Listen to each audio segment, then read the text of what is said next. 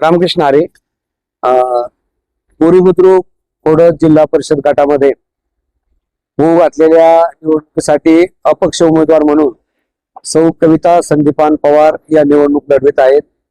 त्यांचं चिन्ह रिक्षा आहे. 7 तारखेला रिक्षा समोरचं बटन दाबून त्यांना विजयी करावं असं आवाहन मी या निमित्तानं आपल्याला करत आहे. बोरी बुद्रुक खोडद गटामध्ये गेली 40 वर्ष त्या परिसरामध्ये मी काम करतो. मी स्वतःसाठी मतं मागायला 1992 मध्ये गेले होतो पंचायत समितीचा उमेदवार म्हणून. त्यानंतर 30-35 वर्षामध्ये कधी मी स्वतःसाठी मत मागायला त्या ठिकाणी गेलो नाही. मी फक्त काम करत राहिलो. नामदार दिलीपरावजी वळसे पाटील साहेबांसाठी असेल, स्वर्गीय निवृत्ती शेठ शेरकरांसाठी असेल, आदरणीय अतुल शेठ बेनके साहेबांची असेल, किंवा डॉक्टर अमोल कोल्हे साहेबांसाठी असेल, किंवा इतरही जिल्हा परिषद पंचायत समिती सदस्यासह उमेदवारांसाठी मी मतं मागायला लोकांच्याकडे गेलो. पण स्वतः मी किंवा माझ्या कुटुंबातला एकही माणूस या 35 वर्षामध्ये कधी या मतदारसंघामध्ये तिकीट मिळालं नाही किंवा उभा राहिला नाही. पहिल्यांदा योगायोगानं पक्षाकडनं उमेदवारी मिळाली नाही तरी जनतेच्या आग्रहास्तव आपण त्या ठिकाणी अपक्ष उमेदवार म्हणून अर्ज भरलेला आहे.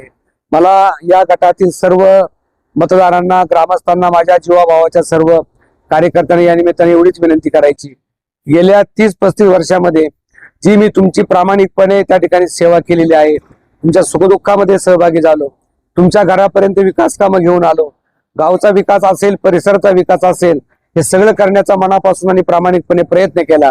आणि मी केलेली ही सेवा जर तुम्हाला मान्य असेल, तुम्हाला रुजू असेल, तर येत्या निवडणुकीमध्ये 7 तारखेला कविताताई संदीपान पवार यांच्या नावापुढे जे रिक्षा चिन्ह आहे त्याच्या समोरील बटन दाबून पुढच्या 5 वर्षामध्ये कविताताईंना आपल्या परिसराचा विकास करण्याची संधी आपण सर्वांनी द्यावी. मोठ्या मताधिक्यानं त्यांना विजयी करावं.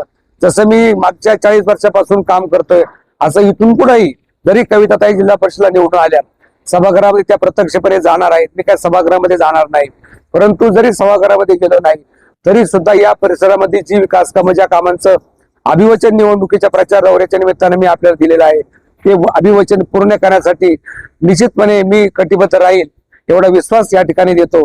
आणि पुन्हा एकदा माझी तुम्हाला कळकळीची या ठिकाणी विनंती आहे की जे काम केलेलं आहे, विकास काम केलेलं आहे, मी कामच करत आलेलो आहे आणि विकास काम करणं हा माझा त्या ठिकाणी प्रमुख अजिंठा राहिलेला आहे.